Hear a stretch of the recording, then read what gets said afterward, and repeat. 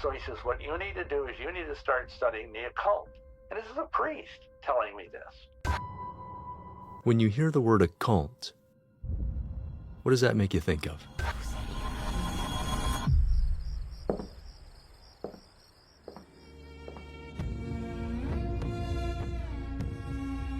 You might imagine people in dark robes and masks, doing strange rituals and chanting in a circle, like this scene from the movie Eyes Wide Shut. I mean, this paints a picture, which is, it's Eyes Wide Shut, literally. Eyes Wide Shut is the documentary.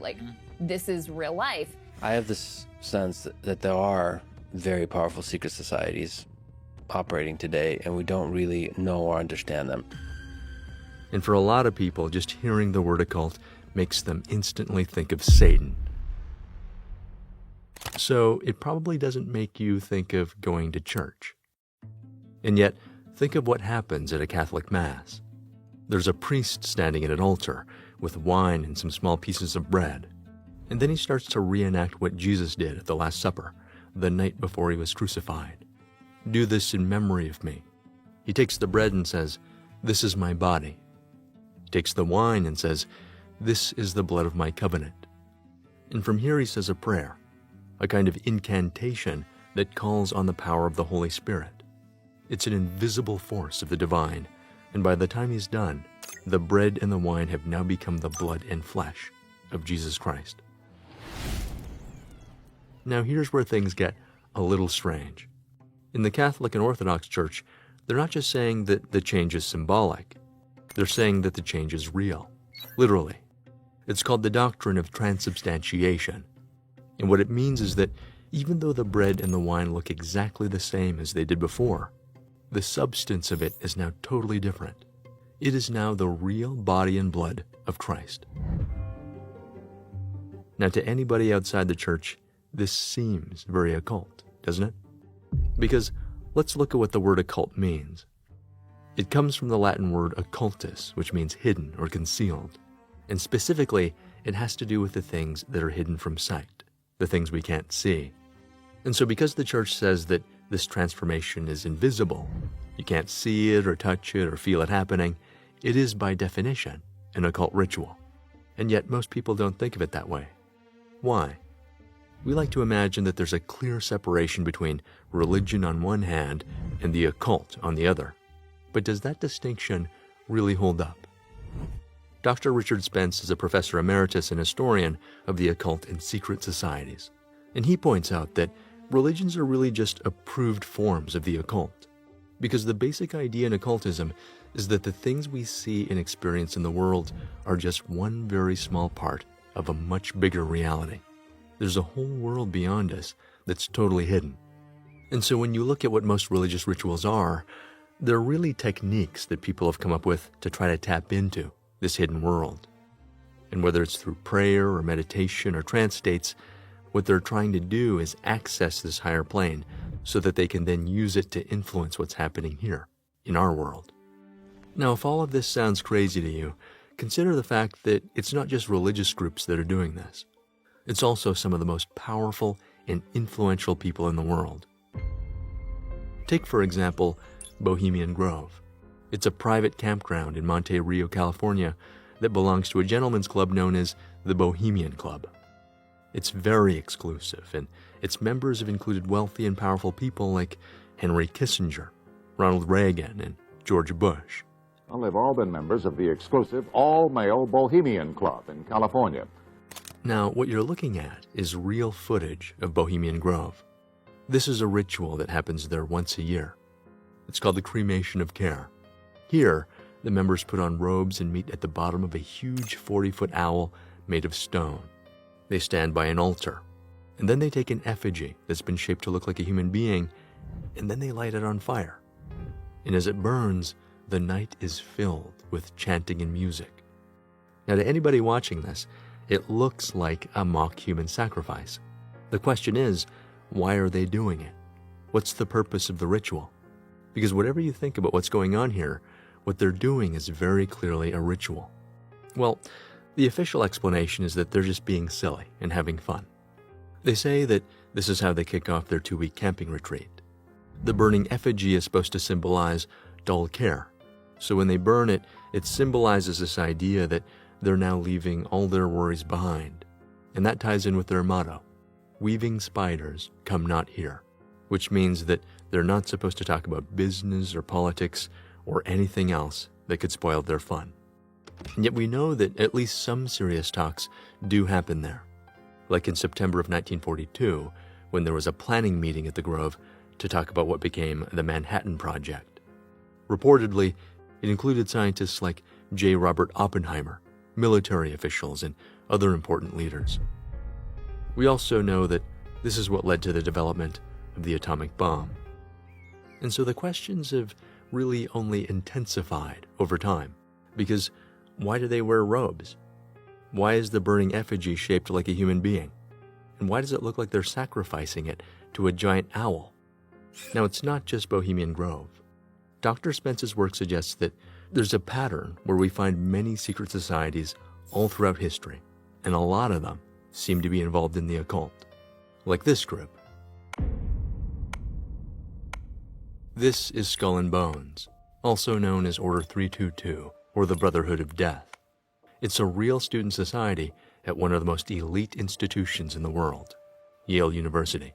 To Yale University's Skull and Bones. His name in the Yale University Secret Society, Skull and Bones. Club that's been shrouded in mystery for 177 years. Every year, Skull and Bones invites only 15 people to join. Their members have gone on to become CEOs, judges, and world leaders like U.S. President William Howard Taft and Supreme Court Justice Potter Stewart. The first thing you do when you join is swear an oath of secrecy to everybody there. And all their meetings happen in secret, in a building they call the Tomb. So what exactly goes on inside? Well, only the members of the club know for sure, but Spence proposes that the key initiation ritual goes something like this. The brand new initiate gets naked and lies inside a coffin. The other members then start chanting. They carry him into a special room deep inside the tomb, and once inside, he has to confess all of his most secret desires, all the sexual acts he's ever done. It's the sort of thing that might ruin your reputation if it ever came out. The idea is that this is a ritualized death that happens inside that coffin, and when he comes out, he will be reborn as a fully initiated member. Now that's the symbolic meaning, but of course it also means that the club has lots of embarrassing information on everyone who joins.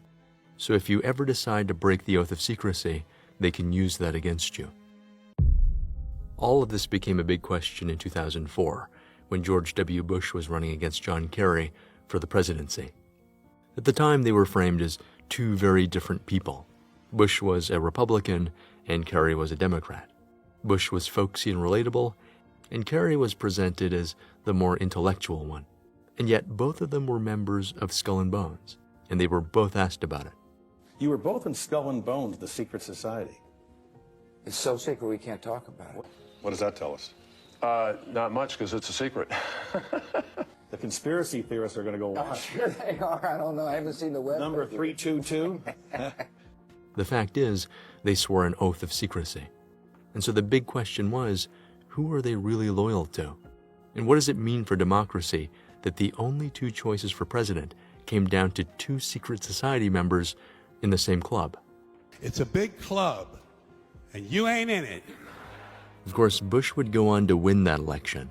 And after he became president, he promoted at least 10 former Skull and Bones members to key positions in government, including Bill Donaldson to head of the SEC and Edward McNally as general counsel to the Office of Homeland Security.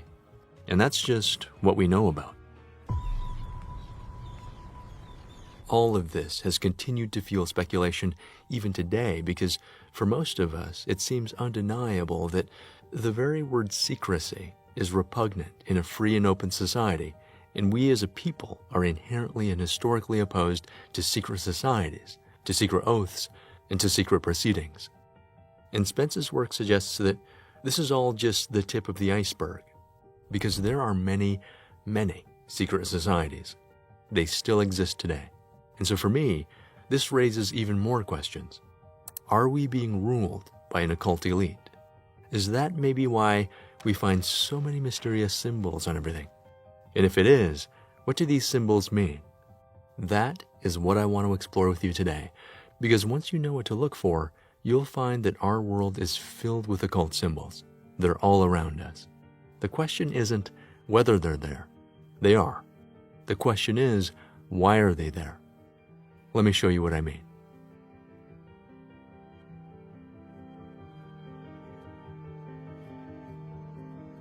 The first key piece in occultism is the idea of magic, which probably makes you think of someone standing on stage and doing tricks in sleight of hand.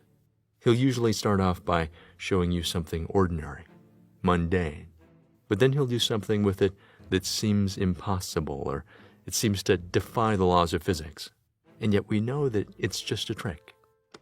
In The Prestige, Michael Caine's character says that you're looking for the secret, but you won't find it, because of course you're not really looking. You don't really want to know. You want to be fooled.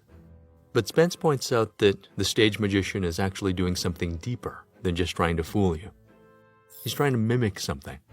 He's doing an imitation of real magic. So what is that exactly? Magic is the art and science of causing change to occur in conformity with will. It's the idea that by focusing your will and intention, you can shift the way things turn out. It's a way of bending reality just a little bit to push things to happen in a certain way. How does that work? Well, Spence gives an analogy. Imagine that our reality is like a flat surface and there's a marble sitting in the middle of it. From here, it wouldn't take much pressure to tilt it just a tiny bit to one side. And if you could do that, then even the smallest and slightest tilt could get the ball rolling. And from there, gravity and momentum do all the rest, and it falls off the other side. He calls this tilting the luck plane, and in theory, this is what occult magic is trying to do. And it's the secret that these elite societies claim to know. And it's one of the tools they use to influence world events. Now, this assumes at least a couple of things, like, is there such a thing as a luck plane?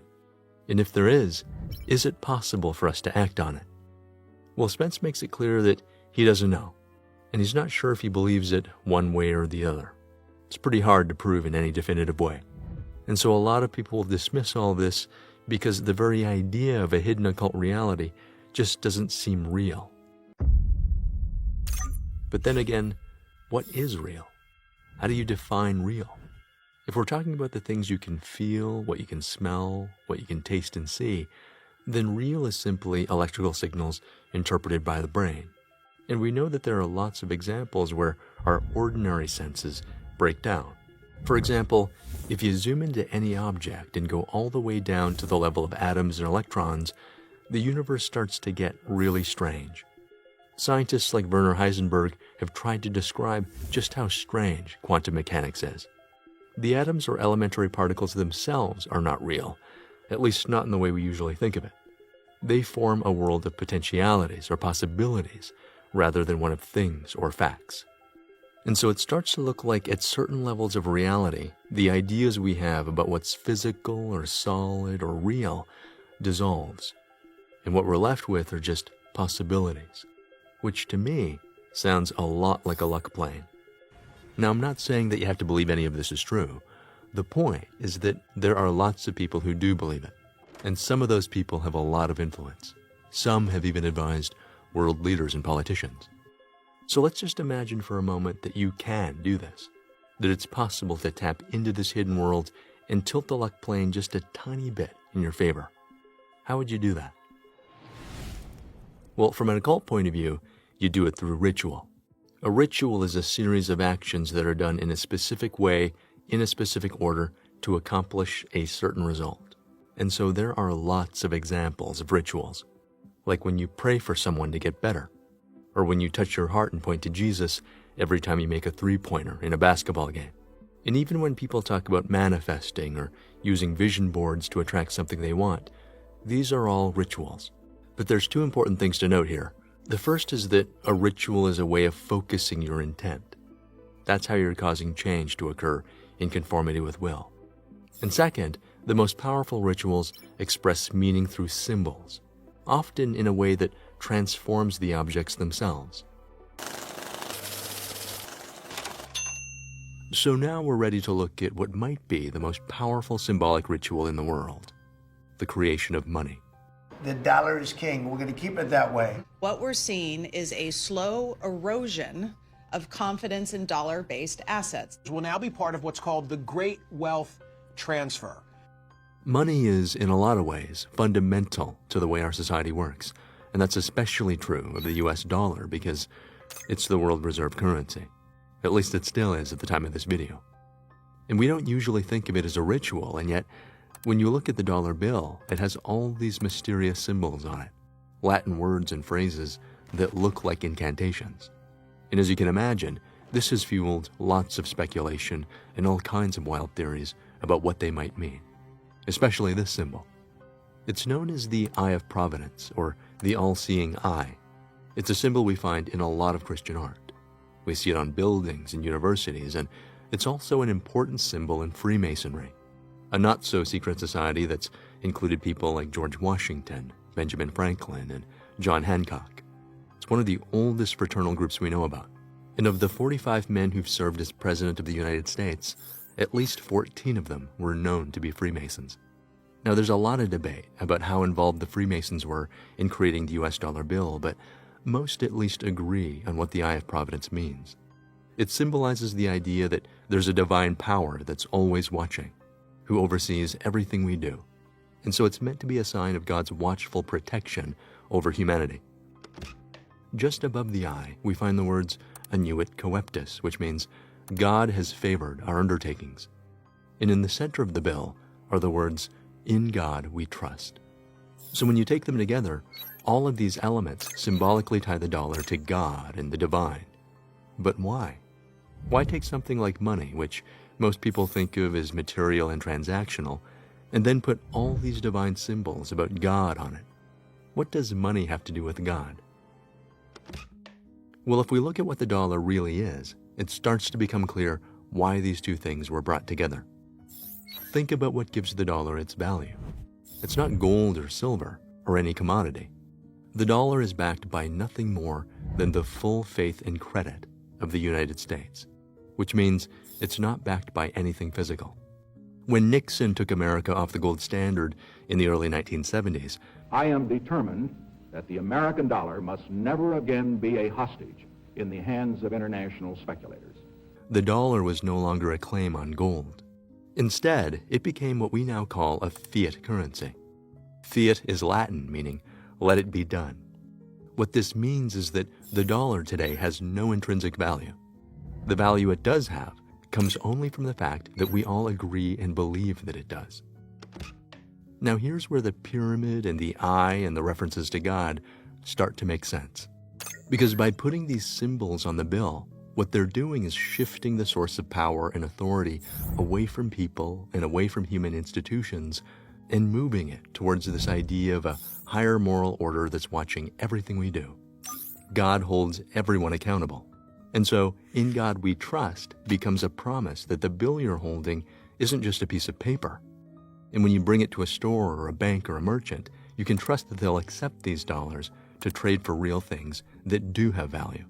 And in a way, it's the ultimate magic trick. Because what it does is it transforms these worthless pieces of paper and ink into something every bit as valuable as gold or silver. In much the same way that priests use ritual to change bread and wine into the body and blood of Christ, so too do central banks turn paper into wealth, just by printing them into existence, by imbuing them with divine symbols and incantations. Because the power of the ritual depends on faith and belief. And the more people who act it out, the more real it seems to be, and the more powerful it becomes. If you think about it, it's really a kind of sleight of hand. It's an illusion to distract us from the fact that money isn't some divine creation that God gives to us. Money is something we make. It's a human construction, and like anything that people do, it can be mismanaged and misused. And we know this because there are times when the illusion falls apart. Like in 1923, when Weimar Germany was hit with hyperinflation. The price of everything suddenly shot way up, and the value of the German mark dropped so quickly that you needed a wheelbarrow full of bills just to buy a loaf of bread. As soon as people stop believing that their dollars have value, it collapses. It's like a spell has been broken, and the effects can be disastrous. Now, just to be clear, I'm not saying that money is evil or it has to be the sinister thing. It's not. It's a tool that you can use to do good or bad. The point is that the symbols we use have tremendous power, and money is just one example of the way symbols organize society. And when enough people believe in them, they become real. These are the tools through which the social world is built and maintained. And the reason this works is that symbols aren't just the language of the occult. They're the language of the subconscious mind. We see them in dreams, in art, in films and myths all around the world. So whether it's corporate logos or national flags or religious and political symbols, we are flooded with symbolism every day. And if we don't realize this is happening, then it will shape the decisions we make, the things we buy, where we work, and what we think and believe about the world. So what can you do? Well, I'm going to suggest that it all starts when you decide to focus your will and intent. Because when you do this, what it does is it relocates the source of your power where it belongs, in you. Your real power lies in your consciousness. And that is why learning to develop your consciousness is more important now than it's ever been. Of course, to do that, we have to learn to use symbols in a more intentional way. So how do you do that? Well, the way you do it will be completely unique and individual to you. Maybe you pick and choose the symbols that resonate with you. Maybe you design your own symbols. And maybe you come up with your own rituals that empower you to live in a way that brings out your best. But since it can feel overwhelming if you don't know where to start, I'll share with you 3 symbols that I found to be really powerful in my own life. I'll share what they mean to me, why I think they're important, and you can feel free to use them or change them to suit you in your own practice. So, let's get into it. This is the pentagram, the 5-pointed star. Now, a lot of Christians are going to look at this and say, that is satanic. But it's not. And we know that because it's been used as a Christian symbol to represent things like the 5 holy wounds of Christ on the cross.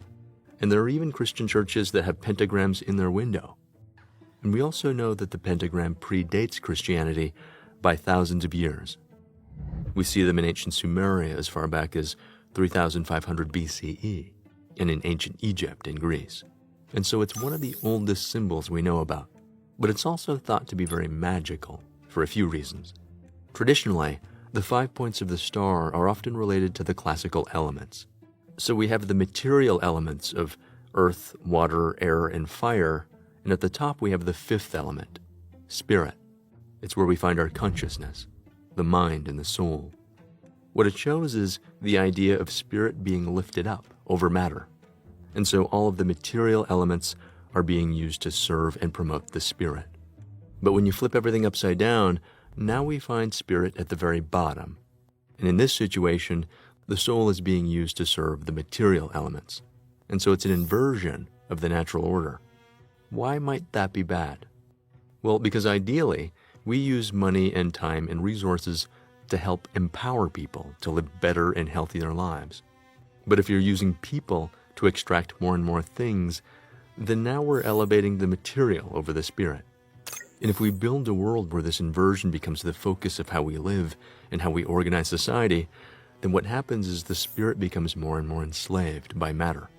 We become less conscious, and we submit to this lower compulsive side. So this is where a lot of the satanic associations come from. And we can see this in a key scene in the movie Metropolis. There's the inverted pentagram, and this is a man named Rotwang. He's building a robot, and he's doing it to try to replace a real woman that he once loved and lost. But when he fails, he uses it as a tool for destruction. In doing that, he's trying to replace the soul with technology, life with control, and freedom with enslavement. And so what the symbol is hinting at is the idea that what we're watching is a complete loss of humanity. Now, that's not to say that technology is evil or bad. It's not. The point is that it all depends on the way we use it. Again, it comes back to intent. Is it being used to empower people, or is it being used to control and limit their freedom? The second symbolic meaning of the pentagram has to do with its shape and proportions. The lines in it follow the golden ratio, so you can derive golden triangles and golden rectangles in it many times over. And you can even use them to make fractals. Why is that important? Well, fractals are a pattern that repeat themselves over and over again in a way that's self-similar, which means that if you zoom in or out at any point, you'll find that same shape over and over again, infinitely. Fractals are one of the most fundamental patterns in nature. We see them everywhere, all over the place. You can find pentagrams in starfish and in fruit and seeds. And this is why the pentagram stands for another occult idea. As above, so below. As within, so without. As the universe, so the soul. It's also known as the principle of correspondence, and it's the idea that different levels of reality mirror each other. And so the large reflects the small, and the small reflects the large, just as a tiny drop of water has the same basic essence as the ocean it came from. And so if you know something about one level of reality, then it also gives you insight about the other levels. What this implies is that the universe as a whole is, in some sense, also mirrored in you. In the words of Mahatma Gandhi, we but mirror the world. All the tendencies present in the outer world are to be found in the world of our body. If we could change ourselves, the tendencies in the world would also change. As a man changes his own nature, so does the attitude of the world change towards him. This is the divine mystery supreme. A wonderful thing it is, and the source of our happiness. We need not wait to see what others do. Gandhi changed the world in ways that seemed impossible in his time. Without violence or weapons or any sort of army. He didn't use force. He used peaceful disobedience to inspire a movement. And in doing that, he showed us how one person can tip the balance towards freedom. That is the power of focused will and intent. So what does this mean for you? I found that many times when we feel stuck, it's often because we're trying to force something else to change. But see if you can let that go and just shift your intent. Don't try to bend the spoon. That's impossible. Instead, only try to realize the truth. That there is no spoon. Then you'll see that it's not the spoon that bends. It is only yourself. So it can be useful to ask yourself, do you have a clear intention for your life right now? What do you want to move towards? And how can you bend yourself to make that happen? Once you have a good idea of what that is, you're ready to take the next step and start your journey. And that's where our next symbol comes in. This is the spiral. It's another very old and sacred symbol. We see them carved into stone temples as far back as 4,400 BCE, and at Neolithic sites like Newgrange dating back to 3,200 BCE. So what does it mean? In many traditions, it's a symbol for the initiatory journey that we all have to take in order to grow and evolve.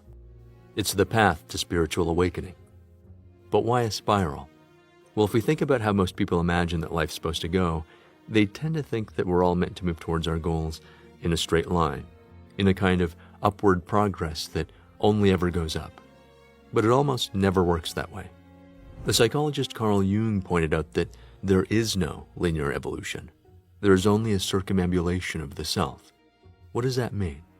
Well, for me, it means that growth is a lot like moving around a circle, in a spiral. You start the journey at some point on the outside, and then you move inward, toward the center. And this often means facing the deepest and most unconscious parts of who you are. Every hero must first descend into darkness before being reborn. It's a pattern we find in a lot of myths around the world. The Greek goddess Persephone goes down into the underworld every winter. And when she comes back in the spring, she restores the fertility of the earth. And in the Christian story, God descends from heaven and comes down into the material world to die for the sins of humanity.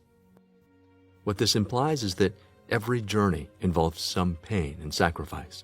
It has to, because there is no coming to consciousness without pain. But there's also a second part to what this means, because the spiral also symbolizes the ascent out of darkness. In The Dark Knight Rises, Bruce Wayne finds himself inside a prison, a dark pit that opens up to the sky. And as he tries to make his way out of it, he climbs up in a spiral.